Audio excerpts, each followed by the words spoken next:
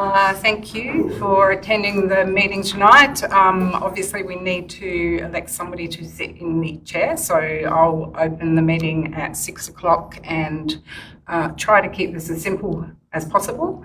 There is a recommendation that we insert the name for somebody and just do a vote on that. So I'm open to you guys to nominate someone for the position for one meeting. Nominate Councillor Grundy. Is there a seconder? Yeah. I'm happy to second And Councillor Grundy, I'm assuming you accept that? it. I'm happy to do that. I didn't worry if Dame was going to do it, but yeah, I'm happy to do it. Yep. All in favour? Against? That is carried. Assume the chair. Thanks, Cam. Behave yourself. Kelly once wanted to ask you. Ross.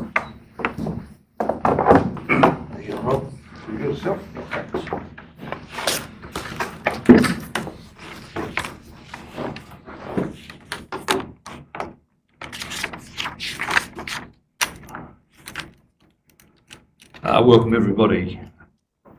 Item 2, Members' Declaration of Interest. Are there any? No. Item 3, Public Forum. There is no public. Item 4, Confirmation of the minutes of the meeting. Recommendation sets out that the minutes of the Strategic Asset and Planning Committee meeting held on the 9th of June 2026 are taken as read and confirmed. There's an accurate record of the proceedings of the meeting. Would someone like to move that, please? Thank you, Councillor Dennis.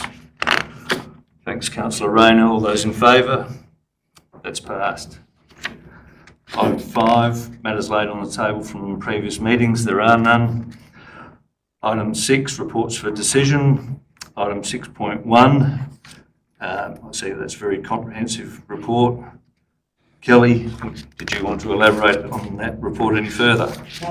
Thank you. Marmwood has actually taken the lead on this project and has done quite a bit of methodology. So I'll hand over to him and he can talk to you about that. Thank you, Chair. This report is being presented because Council's current motor vehicle, plant and machinery policy is due for review.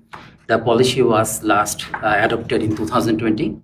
So as part of the review process, the administration actually took the opportunity to review the vehicle replacement methodology that sits behind the policy.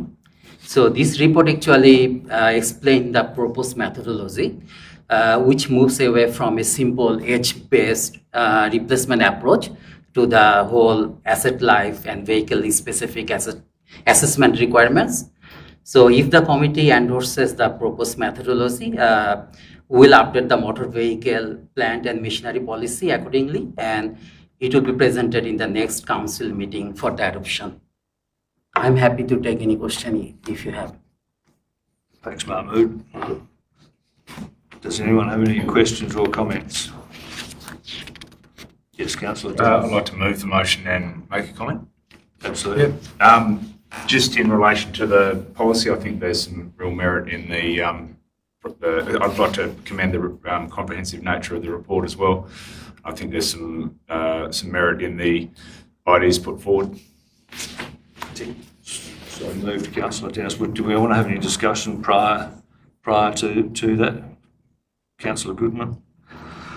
I'm happy to second that. It's a comprehensive report and looking forward to seeing it in the policy. Okay. I had a comment or two, and that was on page 8. The concept of the longer-term vehicle swap, which may be considered, I thought was a great concept. Resale value of EVs on page 8. I thought those comments were sound. Are there any other comments? All those in favour? That's passed. Item 6.2, road resheets. Rob or Mahmood? Thank you, Chair. So the report there, we've gone through and done some additional sort of in-depth scoping with our capital works for the 26-27 programme, and in particular our road resheeting. So we have a matrix that we use that captures condition, depthing that was undertaken at the condition assessment stage, and also all the comments we get from our grading app. Guys to go through the control grading season, and then the roads are then scored. So we come out with sort of guideline for guidance of what roads we should be resheeting. So the report that was presented, obviously with the budget that recommended the roads for resheeting, are still there. We've done some additional investigation and done some more detailed depthing, and we've actually found out that a couple of the roads have got more material on them than we actually anticipated. So I'm recommending that we make the changes that are listed in the table there. And what this effectively results in is the original scope was for 21.9 kilometres of road to be resheeted as part of the programme. I think with these adjustments and moving some roads from a full resheet to a rip and relay, we're going to be able to achieve 26.7 kilometres for exactly the same budget. I'm happy to take any questions. Well, that's good. Thank you, Mr. Stead. It's excellent. It's an excellent outcome if we can gain another 4.8 kilometres, particularly if we can be providing some additional value for the ratepayers. So, are there any questions or comments? Councillor Goodman. A question. I'm not sure if we're supposed to be standing this meeting or not. I don't think we asked Just a question about the longevity of the roads where they are ripped and reshaped with no additional material or limited additional material. Will they require more attention sooner than if they had had a full resheet, or do they then go back on the register with the same kind of lifespan expectancy as if we'd done the full resheet job? Thank you. So the lifespan will be treated exactly the same as if it had had a full resheet, because effectively the material is already there. Mm-hmm. In most cases with a rip and relay, we're probably only bringing in a 50mm layer of material just to help with some low spots that we've got and just getting that overall consistency of thickness of material across the full width and length of the road. So yeah, no, it'll be treated exactly the same as a resheet in terms of its useful life once it's completed. Thank you. So I'd like to move the recommendation. Thanks, Councillor Dennis. Second, Councillor Downwood. All those in favour? That's passed. Item 7, reports for information. So again, this is Kelly on the National Road Ratings update. Through you, Chair, thank you. This is really just to provide you with information that we actually were writing to the government seeking. The government came forward with its data and has contributed that to the national dashboard now. So there is a one-stop shop where you can go in and look at all the state roads and see their star ratings. I'm not sure if you've had an opportunity to jump on board, but this report just is really to provide that information and highlight that the Naracoorte Border Town Road is pretty much one of the worst in the region, which we already knew. The second to last paragraph in the report I found a bit hard to believe, and that is it went on to say that much better roads were potentially less safe because people travelled faster on them. So, but anyway, that's part of the report. Did anyone else have any questions or comments? Councillor Goodman. Just a question. I think that the outcome of this isn't surprising, although, you know, I still find it shocking.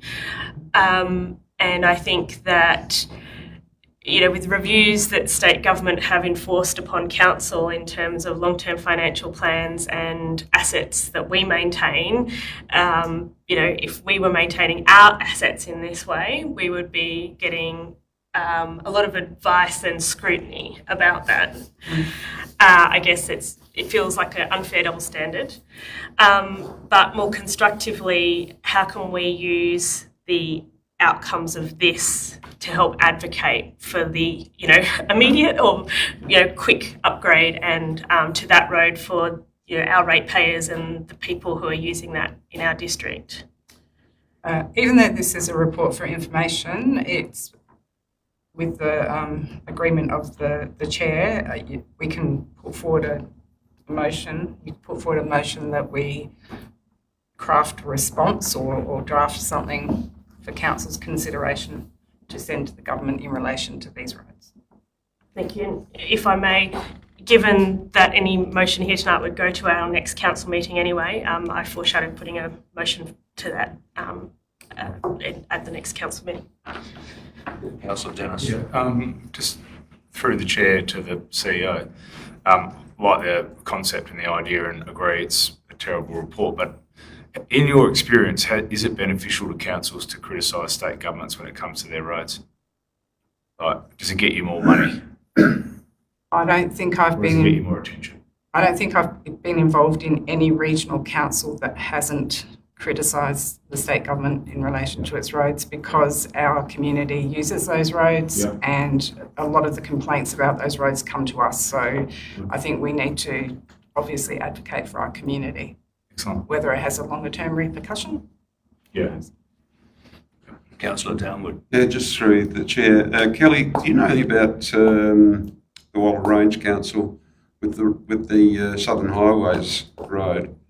Have they taken on repairing that or doing whatever needs to be done with that rather than the state?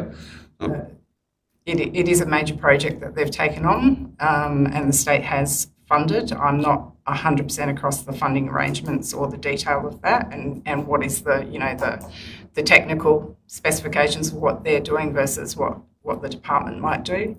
I think it's very much from our perspective a watch and see in relation to that project. Yeah, sort of my understanding was that it's been watched pretty closely by the state, and there's, anyway. But, that whether there's an opportunity there with some of our roads, if we can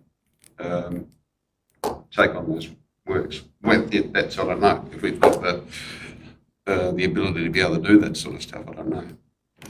I think that requires a lot of research and thought in relation to a whole range of aspects, It's just including ongoing repercussions of essentially taking ownership of a rebuild of a road. Yeah, I know we've got enough work with our own roads, but without it, but just given the state of some of the DIT roads, it's maybe an opportunity to. Okay, so if everyone's satisfied with item 7, has anyone got anything further to add? If everyone's happy with item 7, we'll move on to item 8, questions with notice. 8.1, Councillor Goodman. Some good questions here and some good responses. Councillor Goodman, did you have any comments regarding the answers? I have a follow-up question. I mean, this is a project that's basically almost been on the book since the start of this term, so really keen to see it progressed, as I know Lucindale and the Chamber is too. Just to clarify, the design 100% has been completed by Tonkin and are now awaiting feedback from the department, or it requires department input before it can go 100% design with Tonkin? That's correct. So it's not at 100% at this point in time, and the department is confirming some aspects of it before that can get to 100%. And we don't have a time frame on the department's response to be able to progress the next stage? They have been quite fast in responding. Mahmoud's taken DIT for review, because in our last meeting they mentioned that they like to see the 90% that design that we got. So we are actually expecting to get their feedback, but we did not receive yet. I think it'll be soon. So they want to see the 90% design, but we've only got a design to 70% currently. Oh, so there's two parts to the project. So the main street is 70 and Gum Avenue is 90. Yeah, you're right, 70. Okay, all right, thank you. So is that your questions covering question number 1 and question 2? Question number 2 is in regard to the Leckle Park project, which has seen multiple delays for a number of reasons, but again, I think we're almost there. It's just needing to get those final approvals so we can start If I may, subsequent to this report, I have reached out to Mr. Tucker, who I believe is just now finalising the submission, the final submission. Thank you. Great to see those progressed. Okay, did anyone else have any comments or questions regarding Councillor Goodman's questions and the CEO's responses? In which case we'll move on to item 9.1, Councillor Goodman's motion with notice that indicative costings be presented in this term of council for an upgrade of Rattenbully Road. Point number 1, from the point where it narrows east of Hodges Lane to the intersection with Diagonal Road. Point number 2, from Diagonal Road through to East Settlement Road intersection. And point number 3, that costing options are presented for both an upgrade to the single lane road and redesign upgrade to a 2-lane road. So okay, you're moving that, are you, Councillor Goodman? I am, unless there's any discussion or questions that people would like to have before we do that. I have a question. Question, Councillor Dennis. Where does through the chair, where does the upgrade of this road or the maintenance of this road currently sit in the schedule of works? That's a very big question, I suppose.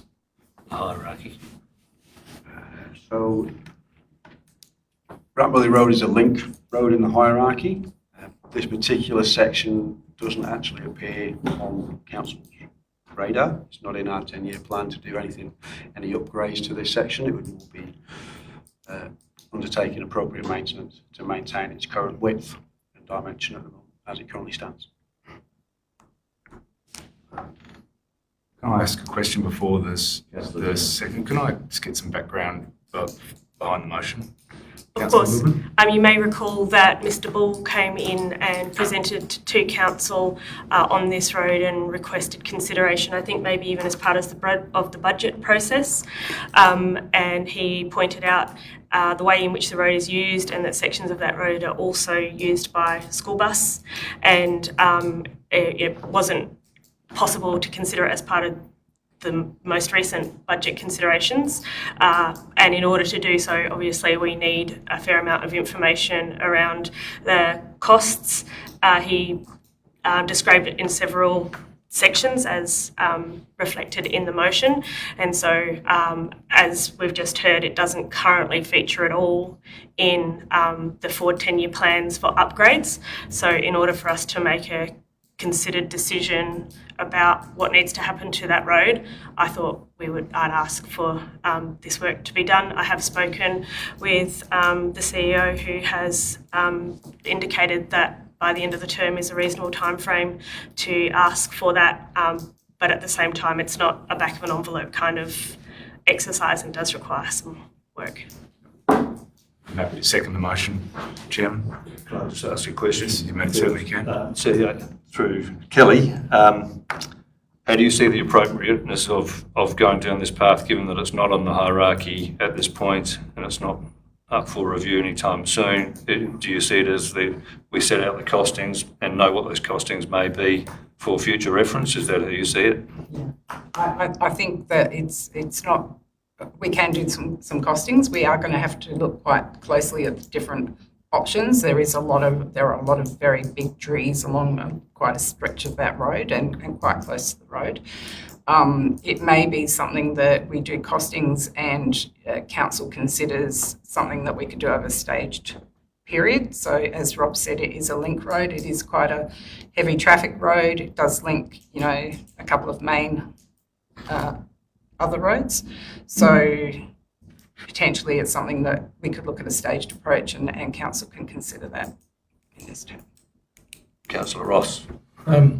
So I just want to remember what Mr. Ball said in regards to the immediate things that needs to be addressed. Can we recall, or through the chair to the CEO, is there things there that can be addressed now without necessarily having to go down a full costings of works that's required? Yeah, we can look at that as part of the scope as well. I think his key concern was that section from east of Hodges Lane to Diagonal Road. So that's, I can't remember how long that stretch is, but that's probably where he was more concerned about the erosion of some of the shoulders and things like that. So we can certainly have a look at that, and potentially we might come with some recommended, steps to take before you get to a upgrade. Councillor Downward. After Mr. Bull spoke to us the other day, we went for a drive out there. It was just after that heavy rain we'd had, and went out there, came back through East Settlement, did quite a few roads for the day. I mean, while the road does need some work on it, I thought that some of the other roads were probably more in need of work than what that particular one was. I know, Mr. Bull was quite concerned about the width of the road with the school bus and the amount of traffic coming down it, and I recognise that. But it falls into one of those questions we need to look at as to what really needs to be doing, where we're going to be going with future works. Well, I guess it's going to be costed, and it can sit there for future reference going forward, I guess. Yeah. We'll identify any of the risks and opportunities as well. So Councillor Dennis, were you inclined to second this? Yeah. Second motion, yeah. All those in favour? That's passed. Item 10, questions without notice. Are there any questions without notice? Item 11, motions without notice. Are there any motions without notice? Item 12, matters the CEO recommends be considered in confidence. Well, there is one. So on that note, we go into confidence.